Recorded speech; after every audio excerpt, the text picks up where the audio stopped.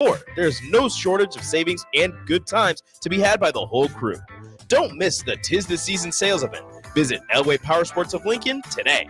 Check them out at elwaypslincoln.com for more detail.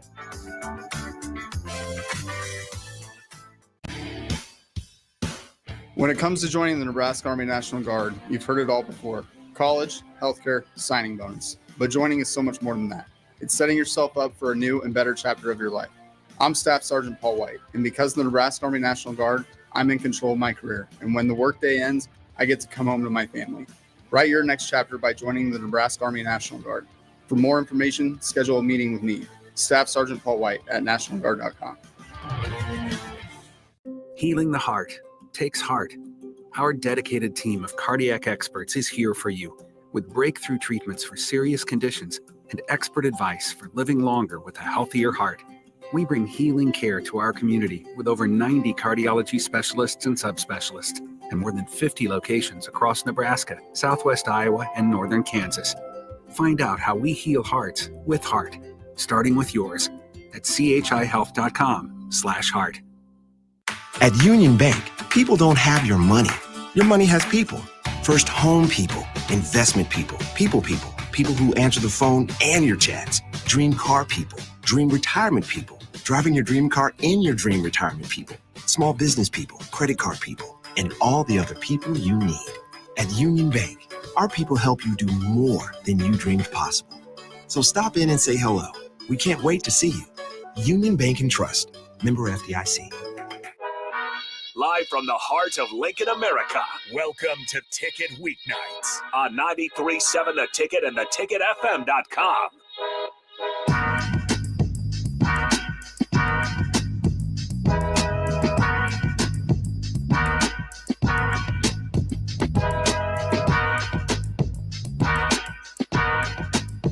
All right, welcome back into Ticket Weeknights. I am Harrison Arens on the ones and twos. We're going to be going solo here, just filling all the way up until 9 o'clock, and then we'll be back to our regular programming here at the 1040 Ticket Studios. We're going to be talking a little bit of Nebraska basketball, the women's team, as they got a big win tonight, and then we'll go ahead and transition into some Husker football to wrap things up. And then starting at 9 o'clock, we'll be back to our normal programming. And from there, we'll have a replay from 10 to 11, 11 to 12. At this point, if you've been paying attention, you know the drill. 11 to 12, Daily Nebraskan. Shout out Ben for producing that one as he works for them. And he brings in guests, and they kind of wrap up everything that's been going on throughout the day and out throughout the week. But as I said, if you guys want to join the show, 402-464-5685. That is that Starter Heyman text line. Put a face to the voice. Facebook, YouTube, Twitch, Twitter, Allo, Channel 961. All free to do that. But first things first, got a shout out. Nebraska basketball, they did just get the win not too long ago. They're able to take down Michigan 65-59. So the women's basketball team for Nebraska move on to 15-8, and the Timberwolves, the Michigan Wolverines drop to 15-9. Jazz Shelley with 10 points, Murkowski with 18, Potts with 12, and really there was no major scores for Nebraska basketball, but just a really good all-around performance, and just overall was a good team effort. Turnovers were down, rebounding, a good spread effort there. So again, they get that win, a good pick-me-up win, as they kind of needed it as a little bit of a letdown in their last game. But that's a good rounded performance. You feel pretty good with everyone's contributions, especially at this point in the season when you know there's going to be games where you need to kind of dig deep and get some production out of your bench. A lot of those bench players were able to step up. Again, that's not like anyone came off the bench and dropped 15, 20 points, but even production throughout. So shout out to the women's basketball team as they get a win, move on, keep their chances alive for some postseason play. And they did take down what I think is a pretty good Michigan team. With that being said, though, that is it for the women's basketball team. And we'll continue to kind of give you updates as, again, with the men's team as well as we get closer to this postseason play. Because this is one of those times where both the women's and men's team are kind of in a similar win-loss. The men's team, they got some bigger wins, but the women's team, 15 wins, nothing to scoff at either. So definitely continue to root for them as they make their way through this regular season. But I do want to talk about Husker football because if any of you guys have been following any of the hundreds, thousands of plus Nebraska football burner accounts that give you those updates on the fly, you've probably seen the stat multiple times now that Nebraska, if you look at any of these sites, ESPN, 247, pick your poison, consistently is ranked at least in that top 5 of returning production. Why that's important, I think ESPN them had them at about 3. Why that's important is because this program needs to hit the ground running. We've kind of seen it in years past where the coach speak is worn on the fan base. It's not to say that Matt Rule's guilty of it. I like what he's doing with the program. I thought last season, despite ending short at 5 games, when you have 4 games left in the season to go bowling, I understand they fell short, but you had a plethora of injuries, guys that you just couldn't play due to the fact they're injured, wide receivers, offensive linemen, running backs, take your pick. Defensively, it was about that only side of the ball that really held true injury-wise, and you felt good about the production. The offense, yes, it did look inconsistent. It looked choppy at times, just not cohesive. But I don't know if you're ever expecting a roster that goes through that many injuries, that's starting different linemen, different wide receivers, different running backs. I think you're out of your mind if you do expect that to look very cohesive and gelled. It was always kind of a choppy product, and I think that makes sense with the injuries. But you're bringing back a ton of returning starters. So now you have a roster with a bunch of returning starters, a team that really bought in last season despite not going bowling. And you're seeing it, guys, with the Polar Bear, with Nash Hutmacher, with Ty Robinson, all these players deciding, you know what, even though there is an opportunity, there is a door open for me to go ahead and make my NFL debut, especially a guy like Ty Robinson. Ty Robinson's measurables say you should go ahead and look at the NFL now because you have the size, you have the speed, and you had a great season. But it tells you something that a guy with that resume who could have a very good shot about going to the NFL and getting drafted at a reasonable spot decides, I'm going to stick around at Nebraska because I trust Matt Rule and the staff. And even though I'm in a good position now, I'm going to double down and say I'm going to be in a better position at the end of this upcoming season. That to me is the difference between this coaching staff and staffs in the past. And it's a little bit of an immeasurable. It's something that I feel like you have to hear through the press conferences. You have to hear from the testimonies of the players outside of the locker room, outside of the facilities. What does it look like at other events? It's those small immeasurables that I think is what Matt Rule has been successful with. I think that's why he was successful at Temple, and I think that's why it worked at Baylor. He does things that get players, athletes to care about the end, not Nebraska football, but the end in itself. That means I'm rooting for the women's basketball team, the diving team, the bowling team, the men's teams, basketball, track, gym, whatever it may be. I represent the end, not just Nebraska football. And I think that's a healthy way to build the culture. And I think that's why you're seeing a ton of returning starters. That's not just we got a bunch of young guys and they're coming back, especially in today's era. That's we got a bunch of young guys that decided we're going to stay here. We're not going to look at the portal too much because we are trusting this process. Especially now we're in such an era of the grass is always greener. You see the best players, Dylan Gabriel out of Oklahoma. Oklahoma's heading to the SEC. If you're Dylan Gabriel, that seems like a home run. You're heading to a major conference. Obviously, Oklahoma wasn't, but in this upcoming season, they will be in the SEC. So you would be in a major conference, a conference that would give you a ton of publicity, a conference where if you play well at the quarterback position, they will be looking at you heavily in the draft. And he decides to transfer.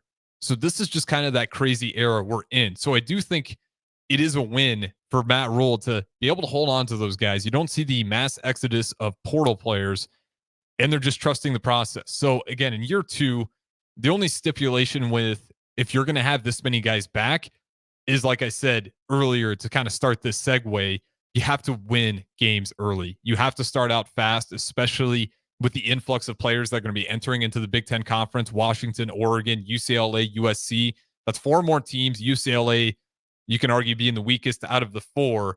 Nonetheless, you're adding a lot more competition to your conference. And for a program who has struggled to just get out of the Big Ten West alone, I'm not going to scoff at UCLA. Even though it's not a football school, this is a team that has allowed Northwestern to go ahead and win the Big Ten West before we even sniffed it.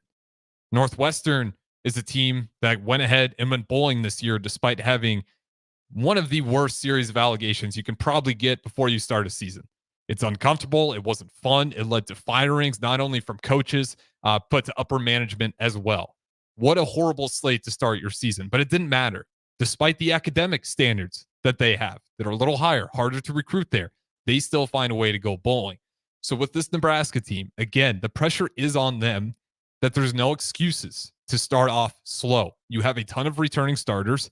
You see schools like Northwestern who have these horrible starts find a way to do it. You see Wisconsin with Luke Fickell. Their pressure was even higher than Nebraska's, and they were fluttering down the stretch, but they still did just enough to get 7 wins and make sure they go bowling. You look at PJ Fleck, they fall short at 5, but with that APR, they sneak in to go bowling. So I understand it was year 1 with Matt Rule, but it was year 1 for Luke Fickell, and he found a way to get it done. It was really a rough start and turned into a glorious year 1 for Nebraska's interim head coach. They found a way to pull it out.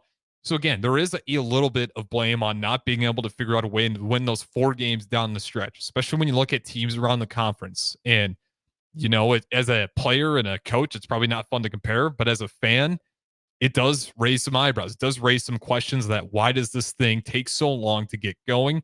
I do have faith in Matt Rule. That's not where I want to end my point. I like what he's doing. Again, I think he's smart about getting people to represent the N, not just the football program. I think that's a smart way to do it. And I think that's why you're seeing guys stick around because they're getting a real care for the university and the student athletes and just the student body in general. And of course, genuine conversations with coaching staffs helps a lot.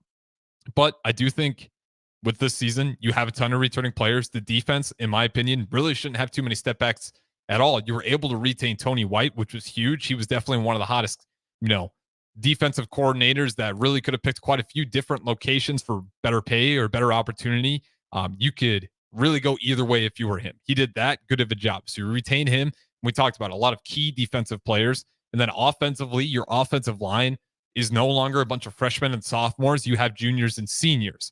So now we're at a point where you don't want to be the Baltimore Ravens. And the reason I say you don't want to be the Baltimore Ravens is because the Baltimore Ravens had everything they wanted this year. The defense was fantastic. In the regular season, they were blowing out opponents that were, quote unquote, in that top 4 with them. Your 49ers, your Chiefs, your Eagles, Cowboys, whatever it may be, the Ravens would destroy them. But when it came to postseason play, the real comparative I want to make is they started off slow once again. And when you start off slow and it's kind of in your history, it seems like you almost seem to fall back on what, unfortunately, you know how to do. And for the Ravens, it's starting off slow in playoffs. Unfortunately for Nebraska football, it's just starting slow as a whole. So you got to find that identity early. And with Satterfield, it's going to be unique. It's going to be some challenges in there. Again, Dylan Raiola, great grab, but he's young. Don't expect perfection out of him right away. Obviously, a 5-star quarterback trajectory, history-wise, is going to tell you it's going to be a pretty good system as long as he doesn't transfer out. But he's here now, so I'm not even going to worry about that. But Satterfield's going to have some options here as well. You got some good weapons, a ton from the portal, as well as just recruits you've done throughout that early signing day period up until now. And this Nebraska roster is pretty much built. So coming into the season, to me, that's another huge advantage. Not only do you have this many returning guys, the roster, for the most part, is built. You can start finalizing, well, I shouldn't say finalizing, at least conjuring up, picturing in your head, I got the guys on my roster. I can go down this list. And for the most part, all these guys are going to be here when we get ready for spring ball and fall camp. I can start putting together my game plan now. There's a lot in favor for why this thing should be a fast start. And at least that's my hope. And I am going to have some faith in Matt Rule. I've said it multiple times, but I do think he is doing a fantastic job. I know it was disappointing that we only get 5 wins, but I did see progress, and he did match Frost's career high at Nebraska, which is astounding that it was 5. But obviously, if you look at the bowl drought Nebraska's been in, maybe it's no surprise at all. 2016 was the last one. Let's hope next season is the one, because my biggest fear is for apathy to set in. But again, I have trust in Matt Rule. But that is some interesting to know that Nebraska football, ton of returning starters. You have most of the roster built. It should indicate to hopefully a fast start. But that's going to go ahead and wrap it up on this filler segment here. Again, I'm Harrison Arens. Appreciate you guys hanging out with me here on Ticket Weeknights. We'll set up some more shows for you. We'll have a replay from 10 to 11 and another one right here for you once we get to the top of the hour. But then we're back live with the Daily Nebraskan from 11 to 12. So all the way till midnight. Don't go anywhere. Plenty of content up ahead.